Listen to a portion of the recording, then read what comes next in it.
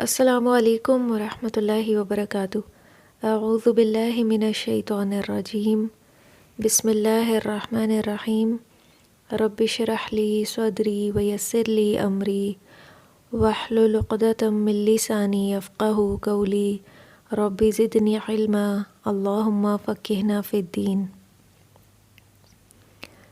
الحمدللہ، یہ ہماری کتاب میرا جینا میرا مرنا کا آخری لیکچر ہے، اور یہ دعا کے بارے میں۔ ہم میں سے ہر ایک کے دل میں کئی دعائیں ہیں، اور یہ کتاب بھی دعاؤں کا مجموعہ ہے نا۔ اسی طرح نبی صلی اللہ علیہ وسلم سے بھی کئی دعائیں منقول ہیں، جن میں صبح شام کی دعائیں، حفاظت کی دعائیں، عام روزمرہ معمول کی دعائیں، مرنے کے بعد مغفرت کی دعائیں وغیرہ شامل ہیں۔ تو دعا کے کچھ آداب ہیں قرآن و سنت میں، انہیں سامنے رکھ کر اللہ کو پکارا جائے، جو کہ دعا کی قبولیت کی شرائط میں سے ہے۔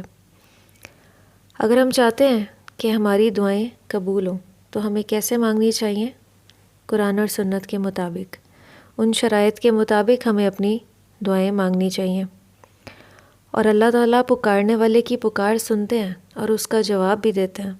وَقَالَ رَبُّكُمُ ادْعُونِي أَسْتَجِبْ لَكُمْ إِنَّ الَّذِينَ يَسْتَكْبِرُونَ عَنْ عِبَادَتِي سَيَدْخُلُونَ جَهَنَّمَ دَاخِرِينَ۔ اور اللہ سبحانہ و تعالیٰ فرماتے ہیں کہ مجھے پکارو، میں تمہاری دعائیں قبول کروں گا۔ بے شک وہ جو میری عبادت سے تکبر کرتے ہیں عنقریب رسوا ہو کر جہنم میں داخل ہوں گے۔ یہاں پہ جو سب سے پہلی بات سمجھنے کی ہے وہ یہ کہ اللہ تعالیٰ فرما رہے ہیں مجھے پکارو، مجھ سے مانگو، مجھ سے دعائیں کرو، میں دعائیں قبول کرتا ہوں۔ تو ہمیں پھر کیا کرنا چاہیے؟ اللہ سے دعائیں کرتے رہنا چاہیے، اس معاملے میں کبھی بھی مایوس نہیں ہونا چاہیے۔ بہت سے لوگ مایوس ہو کے بیٹھ جاتے ہیں کہ ہم تو اتنے عرصے سے دعائیں مانگ رہے ہیں، ہماری دعائیں تو شاید سنی ہی نہیں جاتی، قبول ہی نہیں ہوتی ہیں۔ ایسا نہیں ہے۔ اللہ سبحانہ و تعالیٰ فرما رہے ہیں کہ مجھ سے مانگو، مجھے پکارو، میں تمہاری دعا قبول کروں گا۔ اور اس آیت سے یہ بھی پتہ چل رہا ہے کہ دعا اور عبادت ایک ہی چیز ہے، بلکہ دعا عبادت کا مغز ہے۔ اس آیت سے صاف طور پر معلوم ہوتا ہے کہ دعا یا کسی کو حاجت روائی اور مشکل کشائی کے لیے پکارنا اور عبادت ہم معنی الفاظ ہیں۔ اس آیت کے پہلے جملے میں اللہ تعالیٰ نے فرمایا کہ مجھے پکارا کرو، میں تمہاری پکار کو قبول کرتا ہوں، اور دوسرے جملے میں کیا فرمایا کہ جو لوگ میری عبادت سے تکبر کرتے ہیں۔ پہلے جملے میں دعا کا ذکر ہے اور دوسرے میں عبادت کا ذکر ہے، جو اس بات پہ واضح دلیل رکھتا ہے کہ دعا اور عبادت ایک ہی چیز ہے۔ اور پھر اس کی تائید ایک احادیث صحیحہ سے بھی ہو جاتی ہے کہ نبی صلی اللہ علیہ وسلم نے فرمایا الدعاء هو العبادہ، یعنی پکارنا ہی اصل عبادت ہے، یا الدعاء مخ العبادہ، یعنی دعا ہی عبادت کا مغز یا اصل عبادت ہے۔ جیسے ہم اللہ کی عبادت کرتے ہیں اللہ کو راضی کرنے کے لیے، ایسے ہی دعا کرنا بھی کیا ہے؟ اللہ کو خوش کرنا اور راضی کرنا ہے۔ اللہ سبحانہ و تعالیٰ بندے کے دعا مانگنے سے اس سے خوش ہوتے ہیں، اور نہ مانگنے سے اللہ تعالیٰ ناراض ہوتے ہیں، اور یہی عبادت کا مقصد بھی ہے۔ لیکن یہ بات واضح رہے کہ انسان اللہ سے دعا تو مانگتا ہے اور دعا مانگنا پسندیدہ ہے، لیکن وہ دعا کبھی قبول ہوتی ہے اور کبھی قبول نہیں بھی ہوتی، یا کبھی بہت مدت بعد جا کر قبول ہوتی ہے۔ تو اس کے کچھ اسباب ہیں، یہ سراسر اللہ کی حکمت کے تحت ہے، لیکن یہاں پہ صرف یہ بات ذہن نشین کرانا مطلوب ہے کہ دعا قبول نہ بھی ہو تو بھی اس کا بہت فائدہ ہے، اس سے اللہ سبحانہ و تعالیٰ خوش ہوتے ہیں۔ سمجھ لیں کہ دعا عبادت ہے، جس طرح عبادت پہ ہمیں ثواب ملتا ہے، اللہ کی رضامندی حاصل ہوتی ہے، ایسے ہی دعا ہے۔ تو گویا جتنی دیر بندے نے دعا مانگنے میں لگائی وہ مدت گویا اس کی ایسے ہی ہے جیسے وہ اللہ کی عبادت کرتا ہے اور اس کو اس پہ اجر ملتا ہے، اللہ کی رضا حاصل ہوتی ہے۔ تو کبھی یہ نہ سمجھیں کہ اتنی مدت دعا مانگی تو شاید وہ رہ گاں چلی گئی، نہیں، وہ اللہ کے پاس محفوظ ہے۔ اگر دنیا میں وہ قبول نہیں بھی ہوئی تو آخرت میں جو اس کا اجر ہے وہ اللہ سبحانہ و تعالیٰ ضرور سامنے لے کر آئیں گے، اور وہاں پہ بندہ دیکھے گا جو دعائیں قبول نہیں ہوئیں وہ ثواب کے ذخیرے کی صورت میں اس کو وہاں پہ نظر آئیں گی۔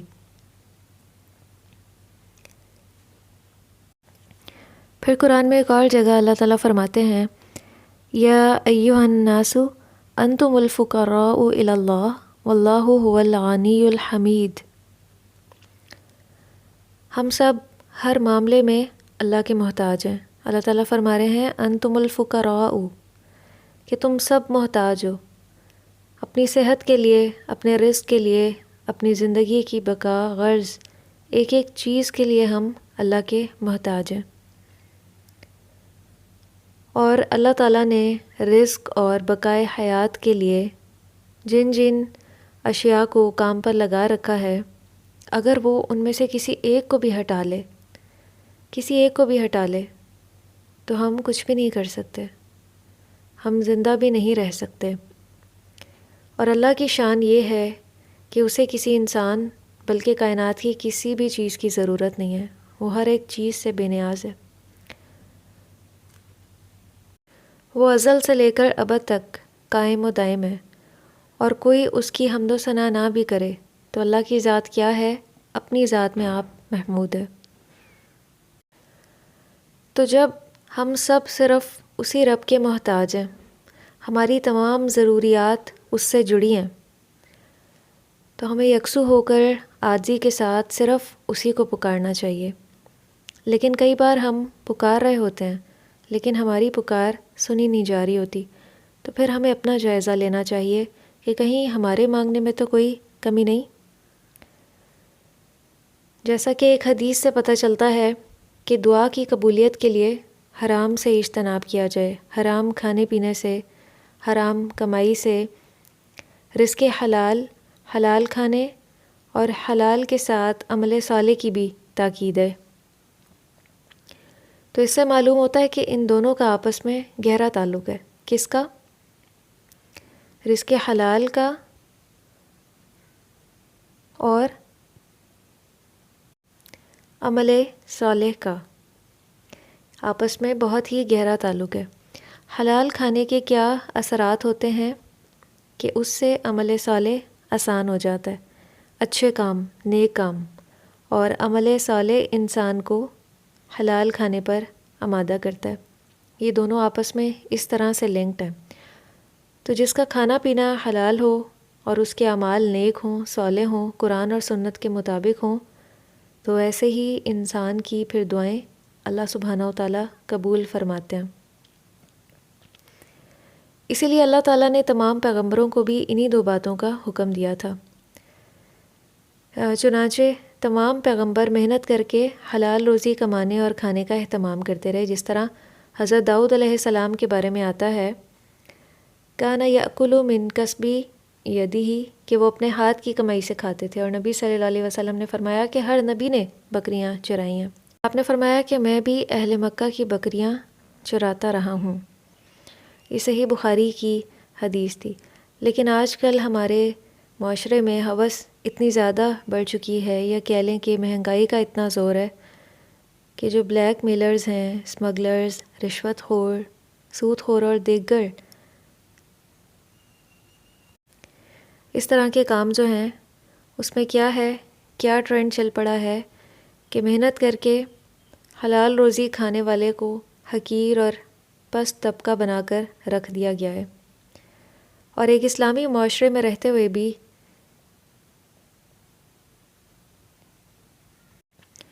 ان کا کوئی مقام نہیں ہے۔ اس لیے نبی صلی اللہ علیہ وسلم نے اس کی بڑی تاکید فرمائی ہے، اور فرمایا ہے کہ اللہ تعالیٰ حرام کمائی والے کا صدقہ قبول نہیں فرماتا اور نہ ہی اس کی دعا قبول فرماتا ہے۔ اس سے یہ دونوں چیزیں قبول نہیں کی جاتی۔ اس کے پاس چاہے خزانوں کے ڈھیر ہوں اور وہ اللہ کے راستے میں خرچ کر دے، نہیں قبول کیا جائے گا۔ اور اسی طرح دعا بھی قبول نہیں کی جائے گی، چاہے وہ اللہ کے گھر میں بیٹھ کے دعا مانگے حرم کے پاس۔ حضرت ابو ہریرہ رضی اللہ عنہ سے روایت ہے، انہوں نے کہا نبی صلی اللہ علیہ وسلم نے فرمایا، اے لوگو، اللہ تعالیٰ پاک ہے اور پاک مال کے سوا کوئی مال قبول نہیں کرتا، اور اللہ نے مومنوں کو بھی اسی بات کا حکم دیا ہے جس کا رسولوں کو حکم دیا۔ اللہ نے فرمایا، پاک چیزیں کھاؤ اور نیک کام کرو، جو عمل تم کرتے ہو میں اسے اچھی طرح جاننے والا ہوں۔ اور فرمایا کہ اے مومنو، جو پاک رزق ہم نے تمہیں عنایت فرمایا ہے اس میں سے کھاؤ۔ پھر اس کے بعد آپ نے ایک آدمی کا ذکر کیا جو طویل سفر کرتا ہے اور جسم پر گرد و غبار کے اثرات نظر آتے ہیں، دعا کے لیے آسمان کی طرف اپنے دونوں ہاتھ پھیلاتا ہے اور کہتا ہے، اے میرے رب، اے میرے رب، جبکہ اس کا کھانا حرام ہے، اس کا پینا حرام ہے، اس کا لباس حرام ہے، اس کو غذا حرام کی ملی ہے، تو اس کی دعا کہاں سے قبول ہوگی؟ یہ صحیح مسلم کی روایت ہے۔ یعنی جو شخص سفر کی حالت میں ہو، اتنا تھکا ہوا ہو، سفر کی حالت میں دعا قبول ہوتی ہے، لیکن ایسے شخص کی جس کا کھانا پینا حرام ہے، کمائی حرام ہے، رزق حلال نہیں کماتا، نہ اس کے لیے جستجو کرتا ہے، تو اللہ تعالیٰ اس کی دعا قبول نہیں فرماتے، چاہے وہ جہاں پہ بھی بیٹھ کے دعا کرے۔ پھر دوسری بات یہ کہ اللہ کو خلوص کے ساتھ پکارنا چاہیے کہ صرف اللہ کا خیال دل، دماغ اور زبان پر ہو، غیر کا خیال بالکل نہ ہو، کیونکہ دعا صرف اسی کا نام نہیں ہے کہ بس 2-4 باتیں یاد کر لیں اور نمازوں کے بعد ان کو اپنی زبان سے ادا کر دیا، کہ جس طرح کوئی سبق پڑھا ہوتا ہے، تو یہ دعا نہیں ہے۔ دعا کی حقیقت کیا ہے دراصل؟ کہ اللہ کے دربار میں اپنی درخواست پیش کرنا۔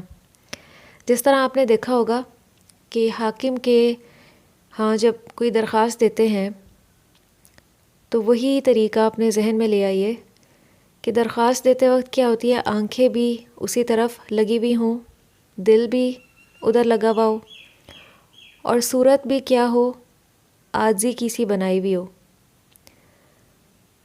تو حاکم کے ہاں اگر زبان سے کچھ عرض بھی کرنا ہوتا ہے تو کیسے گفتگو کرتے ہیں کہ اپنی بات منوانے کے لیے پورا زور لگاتے ہیں اور اس کو پورا یقین دلانے کی کوشش کرتے ہیں کہ ہمیں آپ سے پوری امید ہے کہ آپ ہماری درخواست پر پوری توجہ فرمائیں گے۔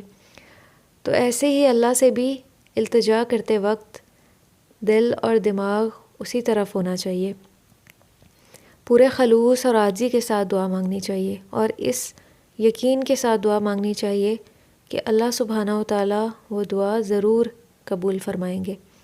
دعا مانگتے وقت اس کی قبولیت کا یقین ہونا چاہیے۔ ایسے دعا نہیں مانگنی چاہیے کہ پتہ نہیں قبول ہوتی ہے یا نہیں ہوتی، یقین ہونا چاہیے، یقین کامل کہ میں جو دعا کر رہی ہوں اللہ سبحانہ و تعالیٰ اس کو ضرور قبول فرمائیں گے۔ جتنی زیادہ یقین کی کیفیت ہوگی وہ دعا اتنی ہی جلد قبول ہو جائے گی۔ ایک اور جگہ اللہ تعالیٰ قرآن میں فرماتے ہیں، هو الحی لا الہ الا ہو فادعوہ مخلصین لہ الدین الحمد للہ رب العالمین، کہ وہ رب زندہ ہے جس کے سوا کوئی معبود نہیں، بس تم اسی کی عبادت کرتے ہوئے اسے پکارو، تمام خوبیاں اللہ ہی کے لیے ہیں جو تمام جہانوں کا رب ہے۔ اللہ کی جتنی بھی صفات ہیں وہ ابدی ہیں، اللہ تعالیٰ ازل سے زندہ ہیں اور ابد تک زندہ رہیں گے، باقی سب چیزیں کسی نہ کسی وقت فنا ہو جائیں گی، خواہ وہ جاندار ہیں یا بے جان چیزیں۔ تو جتنے بھی جاندار ہیں ان کی زندگی اللہ تعالیٰ کی عطا کردہ ہے، جبکہ اللہ کی زندگی ذاتی ہے۔ تو اسی طرح اللہ تعالیٰ کی جو صفات ہیں وہ بھی ابدی ہیں، کہ معبود برحق صرف وہی ذات ہو سکتی ہے جس کی حیات اور دوسری صفات مستقل اور دائمی ہوں، دوسرے کسی الہ میں یہ صفات موجود نہیں ہیں۔ تو اس لیے غیر اللہ کو پکارنے اور ان کے حضور نذر و نیاز پیش کرنے کے سلسلے میں مشرکوں کی دلیل ہمیشہ کیا ہوا کرتی تھی کہ ہم یہ کام اس لیے کرتے ہیں کہ یہ چھوٹے خدا ہماری دعائیں بڑے خدا تک پہنچا دیں، ہماری اللہ کے حضور سفارش کریں۔ ہم ان کی عبادت نہیں کرتے، بلکہ ہم نے انہیں صرف اللہ کا تقرب حاصل کرنے کا وسیلہ یا ذریعہ بنا رکھا ہے۔ یہ جواب تو دور نبوی کے مشرکوں کا تھا، مگر افسوس ہے کہ آج امت مسلمہ کا بھی بالکل یہی حال ہے۔ فرق صرف یہ ہے کہ جو مقام مشرکوں کے نزدیک اپنے بتوں کا تھا، وہی مقام مسلمانوں کے نزدیک ان کے پیروں یا مشائخ کا ہے۔ اور دوسرا فرق یہ ہے کہ مشرکوں کو تو بتوں کی نیاز مندی کے آداب و اطوار شیطان نے سمجھائے تھے، مگر مسلمانوں کے جو مشائخ ہیں وہ خود اپنے مریدوں کو یہ آداب بتاتے ہیں، جیسے تصور شیخ اور سلوک کی منزلیں، فناف شیخ کے درجات۔ تو یہ تمام چیزیں جو ہیں وہ شیخ اپنے مریدوں کو سکھاتے ہیں۔ تصور شیخ سے مراد کیا لیا جاتا ہے؟ اس سے مراد صرف پیر کی غیر مشروط اطاعت ہی نہیں ہوتی، بلکہ اسے یہ بات بھی باور کرائی جاتی ہے کہ اس کا پیر اسے ہر وقت دیکھ رہا ہے اور اس کے حالات سے باخبر رہتا ہے، اور بوقت ضرورت ان کی مدد کو بھی پہنچتا ہے، اور اسی عقیدے کو مرید کے ذہن میں راسخ کیا جاتا ہے۔ تو اس طرح دیکھیں کہ وہ اللہ کی ذات سے کتنا دور ہو جاتا ہے کہ اس کے ذہن میں ہر وقت بس اپنے پیر کی ہی شکل ہوتی ہے۔ پہلے اس کو اس کی مشق کرائی جاتی ہے حتیٰ کہ فنا فی الشیخ ہو جائے، یعنی کہ جو مرید ہے وہ شیخ کو کیا سمجھے؟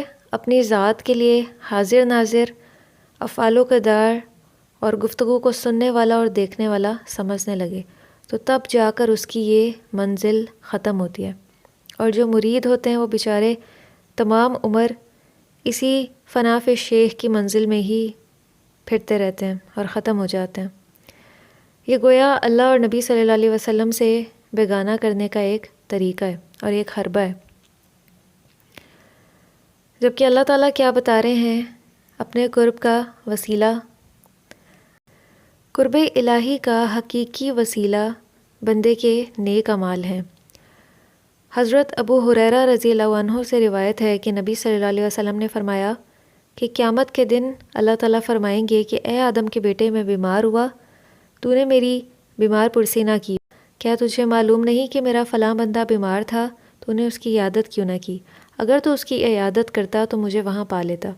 پھر اے ابن آدم، میں نے تجھ سے کھانا مانگا، تو نے کھانا نہ دیا۔ وہ کہے گا اے میرے پروردگار، میں تجھے کیسے کھانا کھلاتا، تو رب العالمین ہے۔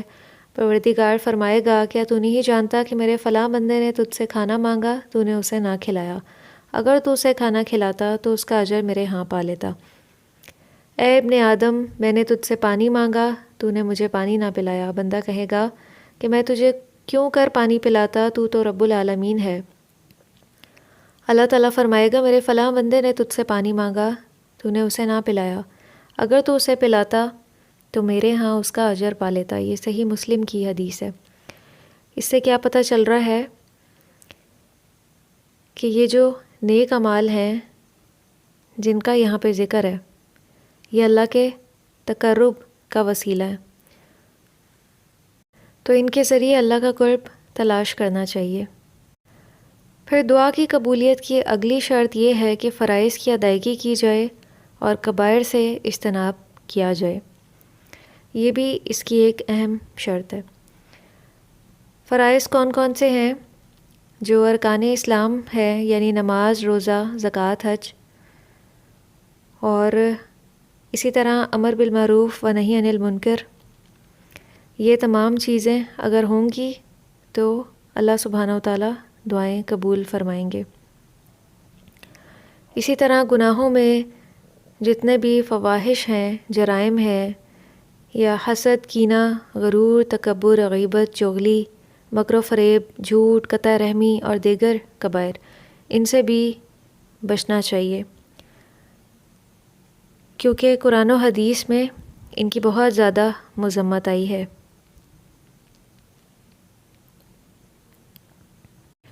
حضرت ابو ہریرہ رضی اللہ عنہ سے روایت ہے کہ نبی صلی اللہ علیہ وسلم نے فرمایا کہ جب تک کوئی بندہ گناہ یا قطع رحمی کی دعا نہ کرے اور قبولیت کے معاملے میں جلد بازی نہ کرے، اس کی دعا قبول ہوتی رہتی ہے۔ عرض کی گئی، اللہ کے رسول جلد بازی کرنا کیا ہے صلی اللہ علیہ وسلم؟ آپ صلی اللہ علیہ وسلم نے فرمایا، وہ کہے میں نے دعا کی اور میں نے دعا کی اور مجھے نظر نہیں آتا کہ وہ میرے حق میں قبول ہوگی یا نہیں، پھر اس معاملے میں مایوس ہو کر تھک جائے اور دعا کرنا چھوڑ دے۔ تو یہ ہے جلد بازی کرنا، یعنی بندہ بہت مدت سے عرصے سے دعا کر رہا ہے اور پھر مایوس ہو کے بیٹھ جائے اور اس کو چھوڑ دے۔ اور یہاں سے یہ اہم بات بھی پتہ چل رہی ہے کہ اللہ تعالیٰ دعا کو قبول فرماتے ہیں جب تک وہ کسی گناہ کے کام کی دعا نہ ہو یا قطع رحمی کی دعا نہ ہو، وہ دعا قبول کی جاتی ہے۔ تو اس لیے اللہ سے دعا کرتے رہنا چاہیے، کبھی مایوس نہیں ہونا چاہیے کہ دعا قبول نہیں ہو رہی۔ دعا قبول ہونے کے بھی کچھ سٹیپس ہیں۔ دعا کئی بار فوراً قبول ہو جاتی ہے، اللہ سبحانہ و تعالیٰ اس کو فوراً قبول کر لیتے ہیں، یا دوسرا کیا طریقہ ہوتا ہے کہ کئی بار اس کے بدلے میں کوئی مصیبت ڈال دی جاتی ہے کہ وہ دعا تو اپنی اصل شکل میں قبول نہیں ہوتی، لیکن کوئی آنے والی مصیبت ٹال دی جاتی ہے یا کوئی آزمائش ختم کر دی جاتی ہے۔ یا تیسرا کام یہ ہوتا ہے کہ وہ دعا آخرت کے لیے ذخیرہ کر دی جاتی ہے، اس کا اجر و ثواب وہاں پہ بندے کو ملے گا، وہ اجر و ثواب وہاں پہ وہ دیکھے گا۔ اور آخرت میں جب بندہ ان دعاؤں کا اجر و ثواب دیکھے گا جو دنیا میں قبول نہیں ہوئیں، تو وہ تمنا کرے گا کہ تمام دعائیں یہیں کے لیے ذخیرہ ہو جاتی، یعنی میں تمام اجر و ثواب یہیں آ کے حاصل کرتا۔ حضرت ابو ہریرہ رضی اللہ عنہ سے مرفوعاً مروی ہے کہ اللہ سے قبولیت کی یقین کے ساتھ دعا کرو اور جان لو کہ اللہ تعالیٰ لاپرواہ اور غافل دل کی دعا قبول نہیں کرتا۔ یعنی دعا کی قبولیت کا یقین ہونا چاہیے، یہ پہلے بھی بات ہو چکی۔ ایسا نہیں کہ کچھ دعائیں بس رٹ لیں اور وہ فوراً سے مانگ لیں اور دل غافل ہی رہے کہ کیا مانگا جا رہا ہے۔ تو ایسی دعائیں اللہ کی بارگاہ میں جو غافل دل کے ساتھ مانگی جائیں قبول نہیں ہوتی۔ اور اسی طرح حضرت ابو ہریرہ رضی اللہ عنہ سے روایت ہے، نبی صلی اللہ علیہ وسلم نے فرمایا 3 دعائیں قبول ہوتی ہیں اور ان کی قبولیت میں کوئی شک نہیں ہے۔ اس میں سب سے پہلی مظلوم کی دعا، مسافر کی دعا اور والد کی اپنی اولاد کے حق میں دعا، یہ تمام دعائیں ضرور قبول ہوتی ہیں۔ اسی طرح کچھ اوقات بھی ایسے ہیں کہ جن میں دعا قبول کی جاتی ہے، اور وہ اوقات ہمیں احادیث سے پتہ چلتے ہیں، جیسے لیلۃ القدر میں دعا قبول ہوتی ہے، رات کا آخری پہر جو تہجد کا وقت ہوتا ہے، فرض نماز کے تشہد میں، اسی طرح اذان اور تکبیر کے درمیان، اذان کے دوران، اور جمعے کے دن ایک گھڑی ہے کہ جس میں جو مانگا جائے اللہ تعالیٰ اس کو قبول فرماتے ہیں۔ اسی طرح زمزم پیتے وقت اور سجدے کی حالت میں دعا قبول ہوتی ہے، اور مرغ کی اذان سن کے، یعنی جس وقت مرغ پکارتا ہے اس وقت بھی کیا ہے، دعا قبول ہوتی ہے۔ دعا مانگنے کے کچھ آداب ہیں۔ ادعوا ربکم تضرعا وخفیہ، اس سے کیا پتہ چل رہا ہے کہ دعا عاجزی سے، گڑ گڑا کر اور خشوع سے ہونی چاہیے، اور اخلاص کے ساتھ اللہ سے دعا مانگنی چاہیے۔ اور دوسرا یہ کہ انہ لا یحب المعتدین، کہ وہ حد سے بڑھنے والوں کو پسند نہیں فرماتا۔ حد سے بڑھنا کیا ہے؟ اللہ کے ساتھ شرک کرنا یا کسی پر ظلم کرنا بھی اس میں شامل ہے، اور ایسی چیز کی دعا مانگنا جو ناممکن ہو۔